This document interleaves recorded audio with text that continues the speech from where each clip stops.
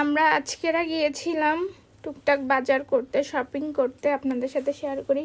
প্রথমে কি এটা কি আমার হাতে ধনিয়া পাতা নিয়ে আসছি, তারপরে আর কি কি একটু দেখাও।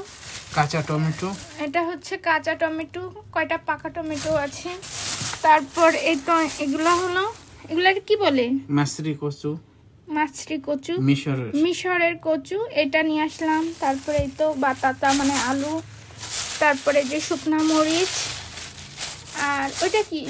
এটা হচ্ছে এক ধরনের শাক, এটা এই শাকটা আমি চিনি না। লেবানিজ শাক।